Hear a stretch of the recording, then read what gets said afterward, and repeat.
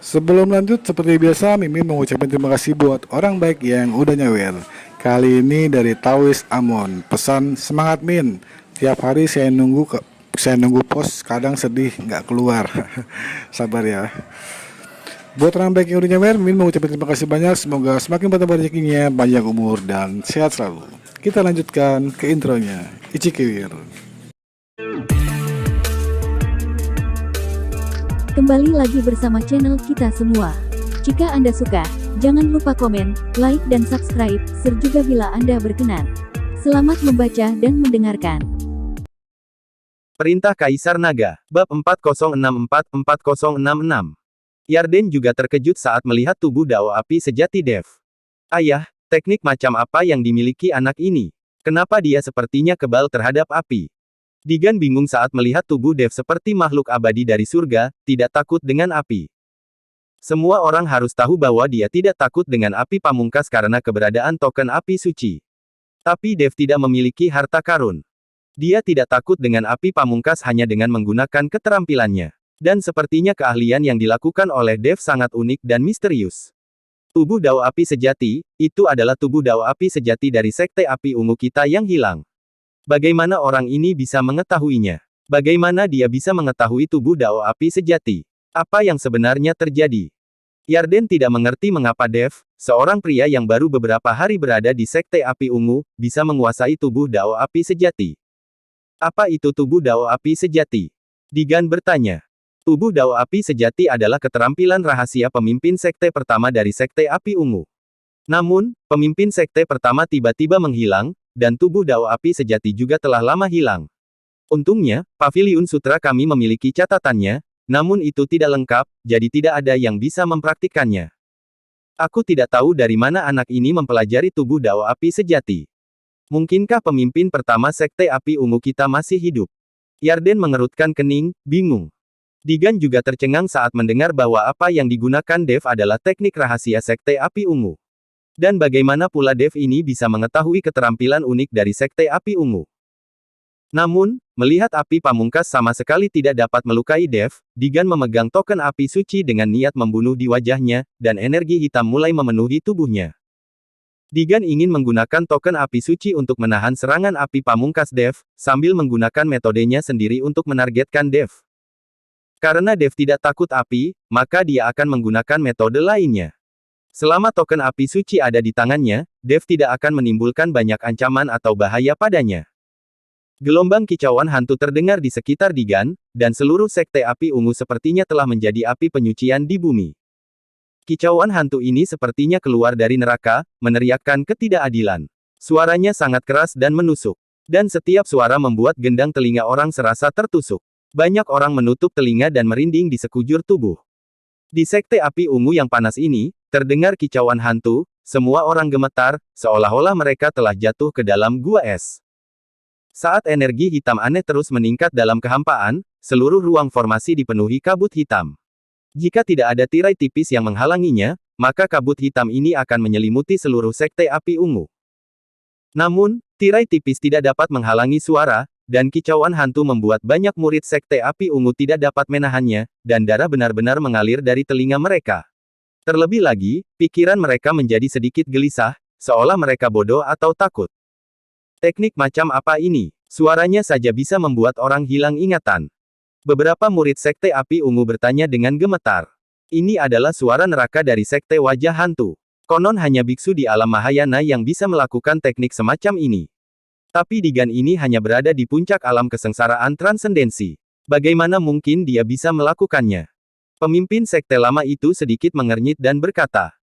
Dia yang paling banyak berurusan dengan Sekte Wajah Hantu, dan sering bertarung dengan orang-orang dari Sekte Wajah Hantu, jadi dia paling tahu tentang beberapa teknik dari Sekte Wajah Hantu. Ayah, teknik ini terlihat sangat mendominasi, bisakah itu membunuh seseorang hanya dengan suara? Lydia bertanya dengan sangat bingung. Kamu tidak mengerti. Suara semacam ini bukan digunakan untuk membunuh orang, tapi untuk mempengaruhi pikiran orang dan mengganggu penilaian mereka. Digan akan mengambil tindakan kemudian dan itu pasti tidak terduga. Kata pemimpin sekte lama dengan sedikit khawatir. Apa yang harus kita lakukan? Bagaimana Digan ini bisa melakukan teknik alam Mahayana, padahal dia tidak berada di alam Mahayana? Saat Lydia mendengar ini, dia berkata dengan gugup. Pemimpin sekte lama itu menatap token api suci di tangan Digan, dan berkata sambil berpikir, jika tebakanku benar, itu pasti karena token api suci. Digan ini tiba-tiba kembali ke sekte api ungu dan sangat terburu-buru. Dia ingin mendapatkan token api suci, pasti dia ingin mengandalkan token api suci untuk menerobos ke alam Mahayana. Analisis pemimpin sekte lama memang benar. Digan saat ini mengandalkan token api suci untuk melakukan teknik ini, dan Digan sudah berada di ambang terobosan. Setelah mendengarkan kata-kata pemimpin sekte lama, Lydia memandang Dev dengan gugup, dan kemudian berteriak dengan keras, adik laki-laki, hati-hati, Digan kemungkinan besar akan menerobos ke alam Mahayana, kamu harus berhati-hati. Tirai tipis tidak dapat mengisolasi suara, jadi Dev dapat mendengar suara Lydia dengan jelas. Mendengar Lydia mengingatkannya, Dev menoleh ke arah Lydia dan tersenyum dan berkata, terima kasih, kakak senior, karena telah mengingatkanku. Bahkan jika dia benar-benar menerobos ke alam Mahayana, aku tidak takut. Aku akan mengalahkannya sampai dia memanggilku ayah. Nak, rasakan kematianmu. Digan tiba-tiba memerah karena marah setelah mendengar kata-kata Dev. Kabut hitam terus menyebar, membungkus seluruh tubuh Dev. Dev meraih pedang pembunuh naga dan menyaksikan kabut hitam halus berkumpul di sekelilingnya. Dev menebas dengan satu pedang. Namun, hal selanjutnya membuat Dev sedikit terkejut. Kabut hitam itu langsung terpotong, tapi tak lama kemudian, kabut hitam perlahan berkumpul kembali dari tempat terputusnya. Ternyata ini bukanlah kabut. Dev sedikit mengernyit. Begitu dia mengayunkan pedangnya, dia tahu bahwa kabut hitam yang menyebar di depannya tampak seperti kabut, tapi itu bukanlah kabut sama sekali. Namun saat Dev sedang berpikir, tiba-tiba dari kabut hitam, cakar hitam besar datang ke arah Dev, disertai dengan suara kicauan hantu yang menakutkan. Cakar ramping itu langsung menuju ke jantung Dev, tampaknya berniat untuk memukul Dev sampai mati. Ketika Dev melihat ini, dia mengayunkan pedang pembunuh naga di tangannya, cakarnya langsung terpotong, dan kemudian jatuh ke tanah. Tapi setelah cakarnya jatuh ke tanah, langsung berubah menjadi kabut hitam dan menghilang. Dan saat berikutnya, cakar yang lebih tajam datang ke arah Dev. Pedang pembunuh naga di tangan Dev terus menebas. Selama cakar tajam ini dipotong, cakar tajam ini akan berubah menjadi kabut hitam lagi. Ketika Dev melihat ini, dia menembakkan dua bola api. Dia tahu bahwa benda-benda ini takut terhadap api, jadi dia ingin menggunakan api untuk membakarnya. Tapi setelah dua bola api pamungkas ditembakkan, tidak ada suara dalam sekejap, dan semuanya disedot oleh Digan menggunakan token api suci. Memang ada sesuatu pada teknik ini. Dev tertutup oleh kabut hitam yang tak terhitung jumlahnya. Selain hantu yang melengking, dia juga diserang dari segala arah dari waktu ke waktu. Tidak peduli bagaimana Dev melawan, dia tidak bisa membunuh makhluk di kabut hitam. Lydia melihat semuanya dan tiba-tiba menjadi khawatir. Ini persis seperti yang dikatakan ayahnya, serangan Digan sungguh tidak terduga. Ayah, tolong beri saya nasihat, apa yang harus saya lakukan? Lydia cemas. Tidak mudah bertemu Dev. Dia adalah penggemar kecil Dev. Jika Dev meninggal seperti ini, dia akan merasa sedih. Pemimpin sekte lama melihat pertempuran di depannya, tapi tersenyum tipis dan berkata, jangan khawatir, tidakkah kamu melihat bahwa Dev ini sangat percaya diri? Sepertinya dia hanya bermain-main dengan Digan sekarang. Tidak peduli metode apapun yang digunakan Digan, Dev tampaknya tidak terlalu peduli. Dia seharusnya sudah menyadarinya sejak lama. Dev memang yakin bahwa dia masih memiliki trik lainnya, yaitu jiwa dari token api suci. Meskipun Digan memegang token api suci dan mengenali sebagai tuannya, itu tidak ada gunanya sama sekali karena hanyalah cangkang kosong.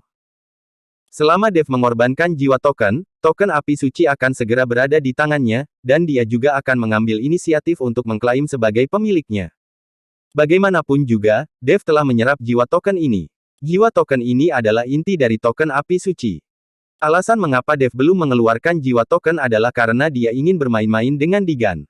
Di saat yang sama, dia juga ingin melihat apa kekuatan rahasia dari sekte wajah hantu. Dua bola api pamungkas Dev barusan tidak mengeluarkan suara, jadi dia meletus lagi di sekujur tubuhnya, memancarkan api pamungkas dalam jumlah besar. Pada saat ini, seluruh tubuh Dev seperti orang yang terbakar. Dan setelah kabut hitam di sekitarnya bertemu dengan api, kabut itu benar-benar menjauh dari tubuh Dev. Digan mencibir, token api suci langsung menghasilkan daya isap yang sangat besar, dan api pamungkas dari seluruh tubuh Dev langsung diserap oleh token api suci. Tapi Dev sama sekali tidak panik, karena cepat atau lambat token api suci ini akan menjadi miliknya, meskipun diserap oleh token api suci, Dev tidak akan rugi apa-apa. Pada saat yang sama ketika api pamungkas di tubuh Dev menghilang, dua cakar yang lebih tajam menyerang. Untungnya, Dev bereaksi dengan cepat dan langsung memotong cakar tajamnya dengan pedang pembunuh naga. Hahaha, izinkan saya memberitahu Anda, teknik saya dapat menghabisi Anda sampai mati, saya ingin melihat berapa lama Anda bisa bertahan. Digan memegang token api suci dan berkata dengan penuh kemenangan. Ketika Yarden melihat ini, dia menarik napas lega. Bahkan jika Dev tidak terbunuh, dia dikonsumsi hidup-hidup. Dev melihat tatapan bangga Digan, tersenyum dingin, dan berkata, apakah kamu benar-benar berpikir aku tidak bisa melakukan teknik murahan itu? Lao Su hanya membujukmu untuk bermain. Di kabut hitam ini, ada monster berkaki banyak yang disembunyikan, dan semua cakaran ini dilakukan oleh serangan monster berkaki banyak. Hanya saja monster berkaki banyak ini melebur menjadi satu dengan kabut hitam, dan itu tidak bisa dilihat sama sekali. Artinya kabut hitam ini bukanlah kabut hitam ini adalah bagian dari monster berkaki banyak. Mendengar Dev mengatakan ini, Digan sedikit mengerutkan kening, terlihat sedikit luar biasa dan berkata, kamu, bagaimana kau tahu? Kenapa? Apa aku benar? Melihat ekspresi Digan, Dev tersenyum main-main dan berkata, saya dapat menebaknya, tetapi saya tidak menyangka Anda akan tertipu oleh pena jahat ini. Setelah melihat ini, Digan berkata dengan wajah dingin, Dev, meskipun Anda bisa menebaknya dengan benar, Anda tidak akan pernah bisa membunuh monster itu, karena tidak mungkin Anda menemukannya. Apakah aku bisa mengetahuinya atau tidak, itu bukan terserah kamu. Dev tersenyum tipis, dan kemudian cahaya merah menyala di dahinya. Kemudian mata aneh tumbuh dengan cepat di dahi Dev. Melihat pemandangan aneh Dev ini, semua orang tercengang. Digan dan Yarden juga melihatnya dengan tidak percaya. Mereka tidak mengerti mengapa Dev tiba-tiba memiliki satu mata tambahan. Dengan dibukanya mata surgawi dan kegelapan Dev, seluruh dunia berubah menjadi area abu-abu. Tidak peduli apa itu terkena mata surgawi dan kegelapan. Ini adalah trik dari Raja Iblis Awan Merah. Di tempat kecil seperti dunia surga dan manusia, tidak ada yang bisa lepas dari penjelajahan mata surgawi dan kegelapan. Di bawah mata surgawi dan kegelapan, monster berkaki banyak itu jelas muncul di depan Dev. Dev memegang pedang pembunuh naga di tangannya, dan langsung menikam bagian penting dari monster berkaki banyak itu.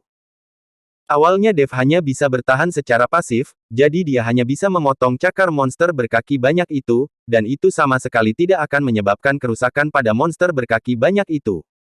Tapi sekarang berbeda. Dengan restu dari mata surgawi dan kegelapan, Dev dapat dengan jelas melihat garis besar monster berkaki banyak itu. Puff!